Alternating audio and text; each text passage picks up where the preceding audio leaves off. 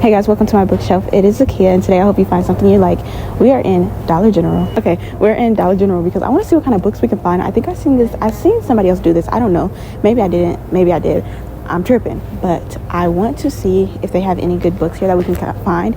And if not, we'll go to another store. But yeah, let's see what dollar books we can find here in Dollar General. Let's go.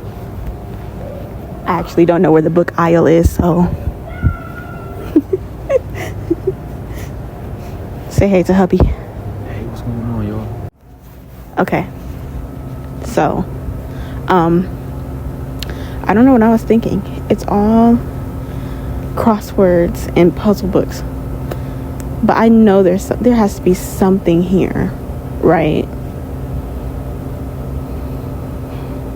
Oh, I found them. Let's go over here. Okay. Here are all of the cool books. Let's get a close-up shot.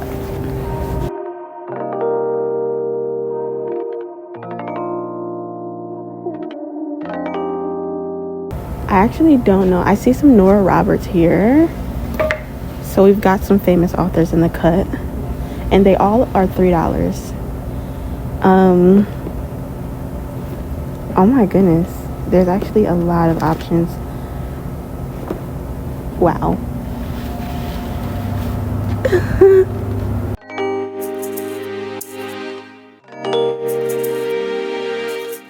Okay, so summer's coming up, right?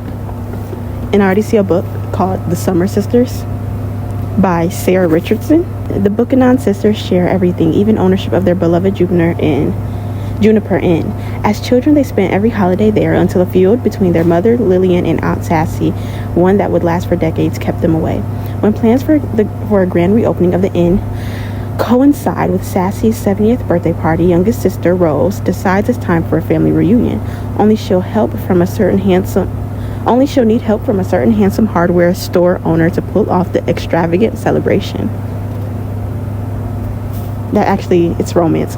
I think I'm gonna get this one because again, summertime is coming up and I need some summer reads, and I already have a TBR at home, so we're shopping for the future, guys.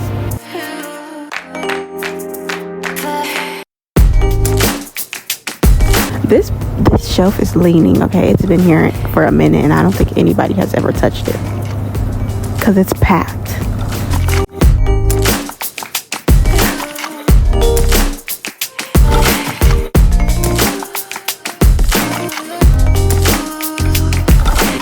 Okay, here's one that looks interesting. It's Nobody's Princess by Erica Ridley. Nothing happens in London without Graham Winchester knowing. His massive collection of intelligence is invaluable to his family's mission of aiding those who most in need. So when he deciphers a series of coded messages in the scandal sheets, Graham's convinced he must come to a royal's rescue. But his query turns out not to be a princess at all. The captivating Cunningham did he show the fool is anything but a damsel in distress, and the last thing she wants is Graham's help. All her life, Cooney trained alongside the fierce royal guardsmen in her family, secretly planning to become her country's first royal guardswoman. This mission in London is a chance to prove herself worthy without any help from a man, not even one as devilishly handsome as Graham. Okay.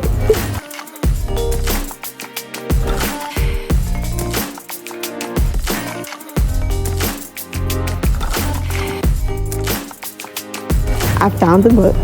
We're gonna go check out and I'm gonna show y'all exactly what we found. So come on. Okay, y'all, I know I'm in the car. It's a little bit shaky, but I wanted to give y'all a book haul now because we're on our way to dinner and I don't want to forget about the video. So let's get into what I found at Dollar General. Remember Me by Mary Ballow. And what I will say, a lot of these books have like a lot of royalty in them. I've noticed that a lot of the books I picked out kind of just has that royalty theme going on, where there's a princess or a prince or something like that. Let me see what this one is. Yeah, so this one basically she grew up expecting with an expectation for her life where she would get married and live happily ever after and things such as that. However, her father had an affair and that kind of ruined her royals family reputation, and person she was supposed to marry was speaking down on her because of when he found out who her father was or something like that. He was speaking down on her. So I guess she has to navigate that situation and finding love in life. Again, though, I don't exactly know what the book is about because I haven't read it, but from the description it seemed good in that aspect. I just gave you the very brief explanation of it, not the whole thing, so don't hate me if it's not all the way accurate, but I will give you guys a full review and update on what it is and how it is once I finish reading it. Okay, I know it's not Christmas yet and we have like 9 months left until Christmas, but I got this Christmas book. It is A Mrs. Miracle Christmas by Debbie McComber.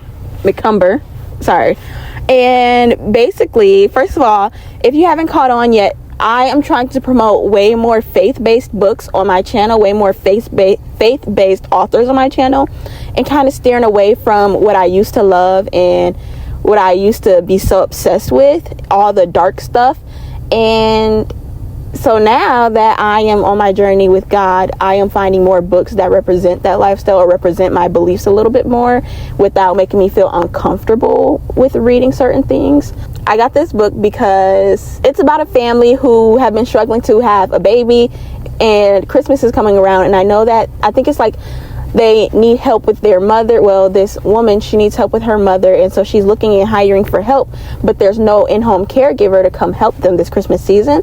And then all of a sudden Mrs. Miracle becomes available, and she works with them, and she shows them how blessed they are and helps them along with their faith and all of these other things. And it's a Christmas story, and I'm like, that is the most perfect Christmas read ever, and I need it. So it's going to be on my shelf for a while because I'm saving this for Christmas, but I don't mind because I usually try to find Christmas books so last minute, and I feel like I always come across them early in the year and not later in the year for some reason. So I'm going to start my Christmas TBR now, my December TBR now, and add this to my shelf. So yeah, that's what I got, and it's a romance, and it's $3 too.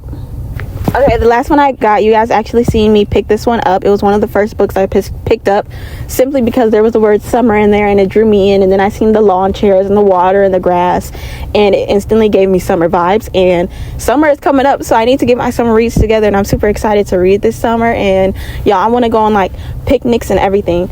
And I know that my family participate in this thing yearly. It's like a Black girls picnic thing, and so I'm pretty sure we're gonna go, so I need books for that too. Anyway, the Bookish sisters share everything, even ownership. I already read this to you guys.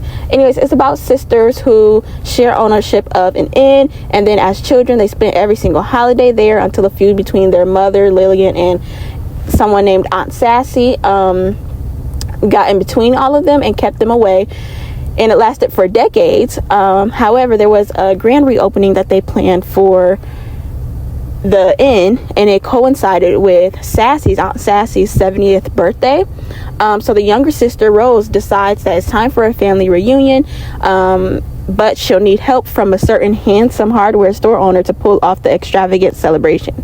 So I'm assuming it's also a love story between her and this handsome hardware store owner, as they reunite their family for a summer vacation at an inn.